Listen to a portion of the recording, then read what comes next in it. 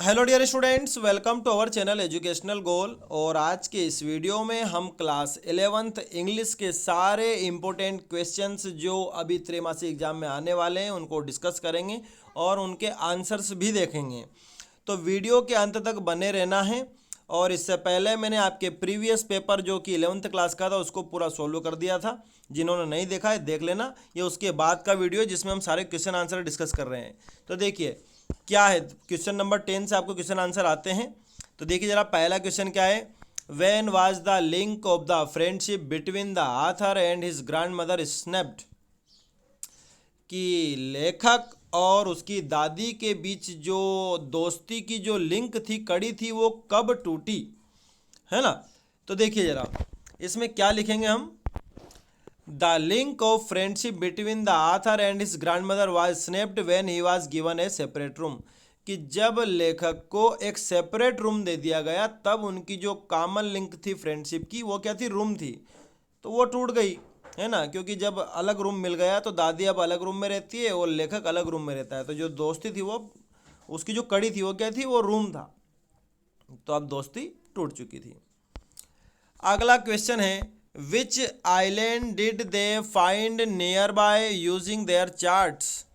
कौन सा द्वीप वो जो यात्री थे we are not afraid to die में लेखक, उसकी पत्नी और उसके दोनों बच्चे, वो जब फंस गए थे तूफान में, तो वो सबसे, जब उन फंस गए और जहाज़ उनका टूट गया, तो वो सबसे नज़दीक कोई सा द्वीप ढूंढ रहे थे जहाँ पर वो अपने जहाज़ को, उस टूटे फूटे जहाज़ को ले जा सके।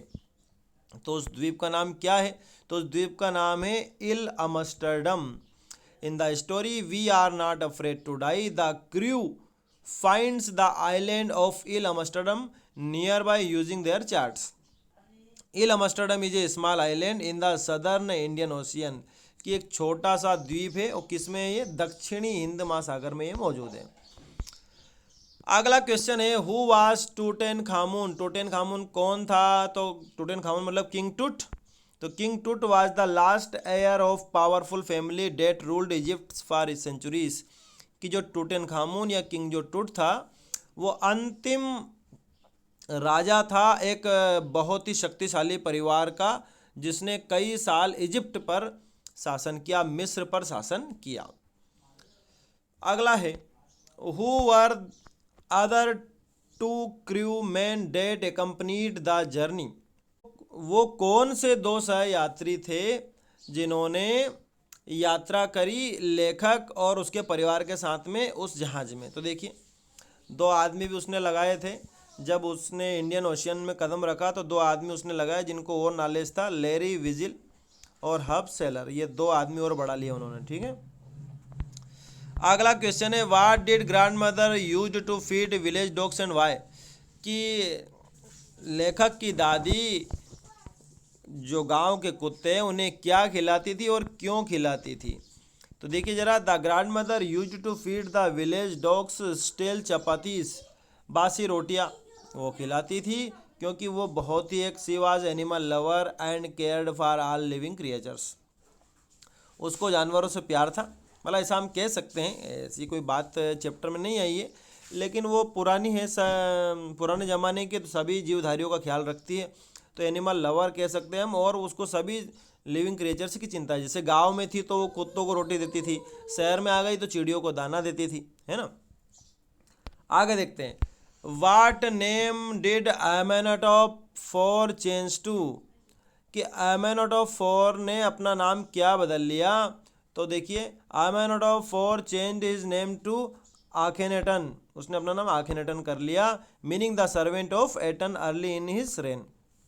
कि अपने क्या कह सकते हैं उसको, कि अपने शुरुआती दौर में ही उसने अपना नाम आखेनेटन कर लिया, जिसका मतलब होता है सर्वेंट ऑफ एटन, ठीक है। आगे देखते हैं क्वेश्चन नंबर 11 से। फिर से ये आपको पोएम के क्वेश्चन आ चुके हैं। Who are the person in the photograph. कि वो जो फोटोग्राफ पोएम है उसमें कौन कौन से लोग हैं। तो देखिए बरा, उसमें क्या क्या है। उसमें कवियत्री की माता है और माता की दो बहनें, उनका नाम क्या है, बेटी और डॉली, ठीक है। आगे देखते हैं, why the laburnum tree become yellow in the month of September, कि सितंबर के महीने में लेबरनम पेड़ जो है वो पीला क्यों हो जाता है। तो ये एक पतझड़ का सीजन होता है। In the poem the laburnum top the leaves of the laburnum tree turn yellow in September because it's autumn, क्योंकि ये पतझड़ का सीजन होता है इसलिए पत्तियां क्या हो जाती है, पीली हो जाती है। What will happen if it does not rain? The voice of the rain. क्या होगा यदि वर्षा नहीं होती है। तो हमें पोयम के आधार पर देना है उत्तर। तो इसका बहुत बड़ा हो सकता है, आप अपनी मर्जी से भी लिख सकते हो कि भाई वर्षा नहीं होगी तो क्या होगा, लेकिन हमें अपनी जो पोयम में जो बात है उसके आधार पर देना है कि without the showers of rain all seeds lying hidden in the earth will not sprout and keep on lying inside as seeds, कि अगर, तो देखिए बगैर बारिश के सारे जो बीज हैं वो धरती में ही छुपे रहेंगे और वो उनमें अंकुरण नहीं होगा और वो ऐसे ही दबे रहेंगे बीज के रूप में धरती के अंदर, ये होगा बारिश नहीं होगी तो। What was compared with gold Finch movement, कि जो गोल्ड फिंच पक्षी है उसकी जो गति है वो जब चलता है तो उसकी तुलना किससे की गई है, तो लेजार्ड छिपकली से की गई है उसकी तुलना। The basis of the comparison is the slick abrupt and alert movement of lizard, कि जिस प्रकार से वो जो छिपकली आराम से बहुत ध्यानपूर्वक धीरे धीरे आगे बढ़ती है एकदम सतर्क होकर के, वही मूवमेंट किसका है, गोल्ड फिंच का है। ठीक है, इसलिए तुलना उससे की गई है। अगला है, what sort of understanding did Murad have with the horse. देखो अब ये सारे स्नैपशॉट जो हमारी दूसरी बुक है इंग्लिश की उससे ये क्वेश्चन आंसर लिए गए हैं और पूछा है कि भाई किस प्रकार की अंडरस्टैंडिंग मुराद की घोड़े से थी। तो देखिए जरा, he used to carefully learn about their behaviours of horses and other animals, कि जो मुराद था वो अक्सर बहुत ध्यानपूर्वक ये जो घोड़े हैं और जो दूसरे जो प्राणी हैं चाहे वो कोई पक्षी हो उनके व्यवहार को वो ऑब्जर्व करता और सीखता। And this was able to bring out an understanding, और उसने एक अंडरस्टैंडिंग फिर बना ली इस आधार पे, which was clear and honest, जो बहुत ही स्पष्ट और ईमानदारी वाली थी। This is why the horse remained काम विथ हिम, और इसीलिए घोड़ा जो उसके साथ हमेशा शांत रहता और आराम को फेंक देता हो और मुराद के साथ बहुत रिलैक्स रहता। Why did the boys return the white horse to its owner, की लड़कों ने उस घोड़े को अपने मालिक को क्यों लौटा दिया। आपको याद है कि जान बायरो नाम का उसमें एक किसान है और उसी का घोड़ा ये मुराद उठा लाया था, चुरा लाया था, तो उसी को वापस लौटा दिया। तो क्यों लौटा दिया, तो देखिए, the boys return the white horse to its owner because they were conscience stricken, क्योंकि वो सभी के सभी क्या हैं, वो सभी के सभी मतलब ये जो दोनों लड़के हैं उन्हें थोड़ी सी आत्मा होती है हमारी, वो आत्मा उनकी उन्हें परेशान कर रही थी, क्योंकि उनकी जो समाज है मुराद और आराम की, गार्गोलियन जो फैमिली है वो उसकी बहुत इज्जत है, वो बहुत इमेज है, उनको बहुत ईमानदार लोग मानते हैं।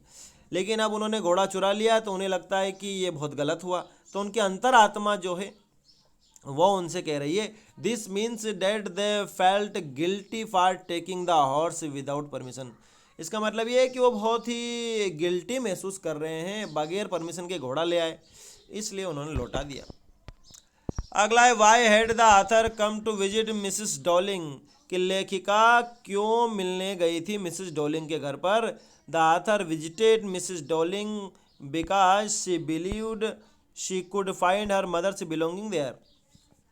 लेखिका इसलिए गई थी क्योंकि उसको लगता था कि मिसेस डॉली के घर पर उसकी माताजी का जो भी घर का सामान है उसको मिल सकता है, मिलना भी चाहिए था क्योंकि सारा सामान मिसेस डॉलिंग ही लेकर के गई थी। अगला क्वेश्चन है कि when did the narrator first learn about the existence of Mrs Dorling, लेखिका को पहली बार मिसेस डॉलिंग के बारे में कब पता चला। तो देखिए जरा, the narrator first learned of Mrs Dowling's existence during the first half of the war, कि जब वो गृह युद्ध चल रहा था इनके देश में, तो उस गृह युद्ध के आधे समय के बाद जब लेखिका पहली बार अपने घर पर आई तो उसने देखा कि कुछ सामान गायब है। माता से पूछा कि सामान कहाँ है, तो माता ने बताया कि मैंने सारा सामान किसके यहाँ रखवा दिया, मिसेस डॉलिंग के यहाँ रखवा दिया।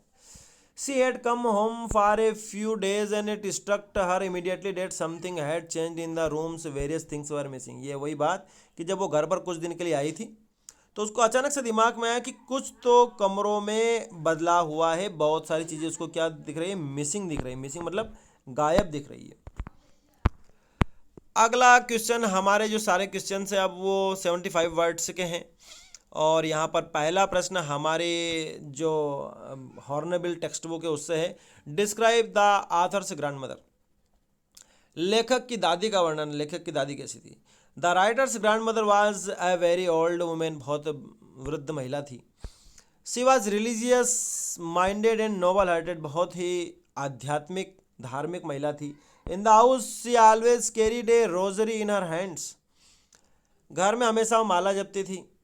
She kept telling the beads of her rosary, ये वही बात है। रेसाइटिंग प्रेयर साइलेंटली, बहुत चुपचाप तरीके से वो प्रार्थना करती थी। She read holy books in the village temple, गाँव में वो पवित्र ये जो पुस्तक होती है धार्मिक पुस्तक, इनको पढ़ती थी। She would say her prayers while getting the child ready for school, और अक्सर जब वो अपने बच्चे को तैयार करती, इस पोते को, खुशवंत सिंह को, तब भी वो प्रार्थना बोलती रहती। शी वॉज डीपली रिलीजियस, बहुत ही धार्मिक थी। She did not approve of modern science, music and entertainment, और आज के आधुनिक समाज का जो विज्ञान है, म्यूजिक है और ये मनोरंजन का जो साधन है, ये उनको पसंद नहीं थे। However, she had the wisdom to accept changes gracefully and retain her values till her death. हालांकि उसने फिर भी ये जो बदलाव है इसको स्वीकार किया, और वो उसने अपने मूल्यों को भी बनाए रखा अपनी मृत्यु तक, दादी ने। ठीक है, तो आप जितना चाहे इसमें से लिख सकते हैं, काम की बातें, हालांकि सारे उत्तर इंपॉर्टेंट है। अगला है, under the adverse conditions children had exhibited exemplary courage, please elaborate the statement.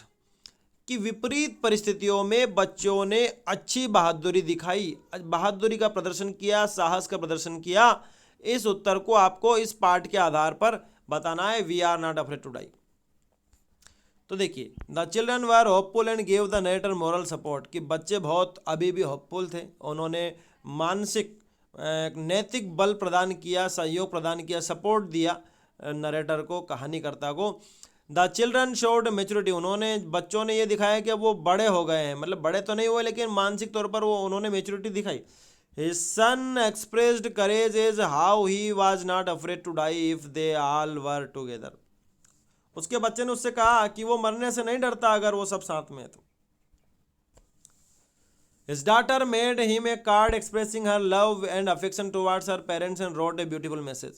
उसकी लड़की ने उसके लिए कार्ड ग्रीटिंग बनाए, जबकि अभी वो ऐसी अवस्था में है कि वो लड़की, उसने कैसे ये कार्ड बनाए होंगे, ग्रीटिंग कैसे बनाए होंगे, मैसेज अपने माता पिता के लिए कैसे तैयार किया होगा, जबकि वो खुद भी घायल है। She was injured still, she did not let it become a hurdle for her parents who were trying to save the ship.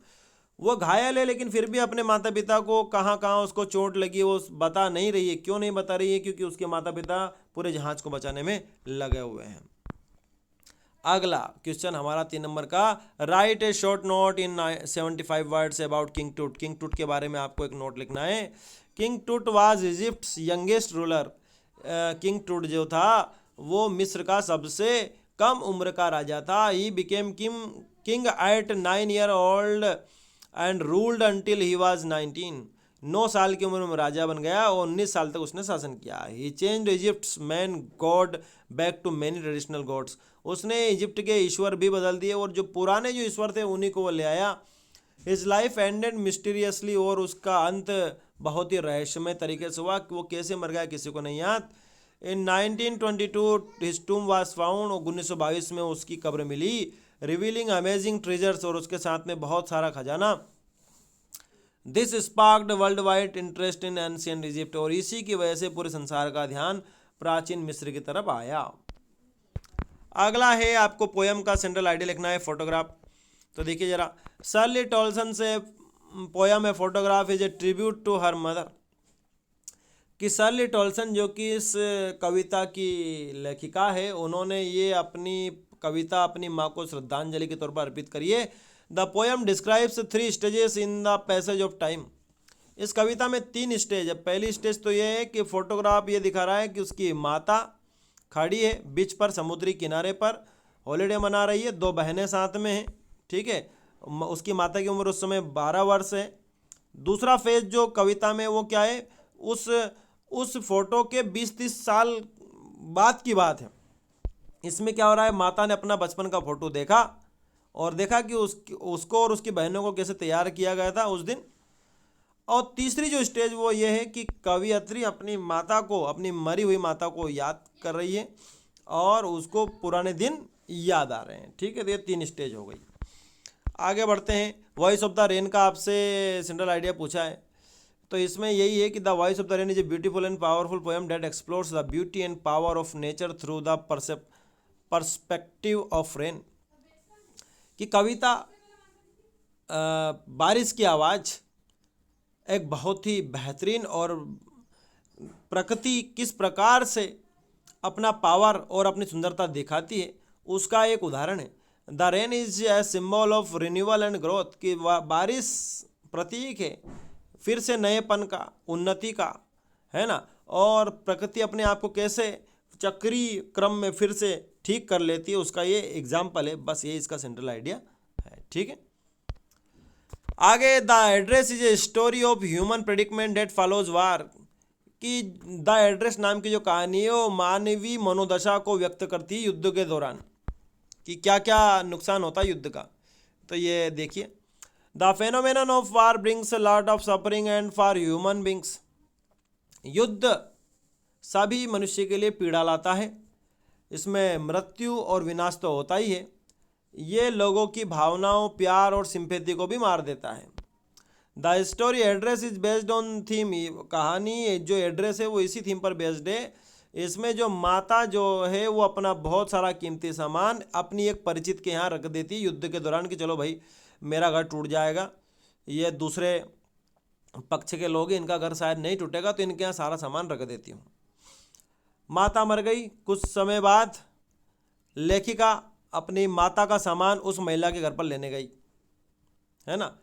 लेकिन महिला ने कोई इंटरेस्ट नहीं दिखाया कि भाई तेरा कोई सामान यहाँ नहीं है, यहाँ से जाओ। उसने इस प्रकार से बर्ताव किया जैसे कि वो बहुत ज़्यादा कठोर हृदय की महिला हो, जबकि सामान सारा इसी का है, लेकिन अब वो नहीं दे रही है। और तो और उसने अंदर भी नहीं आने दिया इस लड़की को। वो जो महिला थी उसकी लड़की जब सामान लेने गई उसको अंदर भी नहीं बिठाया, दरवाजे बंद कर लिए। इससे यही साबित होता है कि युद्ध केवल शारीरिक तौर पर ही हमें नुकसान नहीं पहुंचाता, ये भावनात्मक तौर पर और आध्यात्मिक तौर पर भी नुकसान हमें पहुंचाता है। तो इस तरह से मैंने सारे क्वेश्चंस आपको समझा दिए हैं। एक एक क्वेश्चन इंपॉर्टेंट है, सारे क्वेश्चंस आपको याद करके जाने होंगे। अगर आपने इनको याद कर लिया तो मुझे लगता है कि आपका पेपर बहुत अच्छा जाने वाला है। और इससे पहले का वीडियो अगर आपने देख लिया जिसमें सारे पैसेज और सारा सेक्शन भी समझा रहा हूँ तो आपको अच्छे नंबर्स आएंगे। Thanks for watching this video.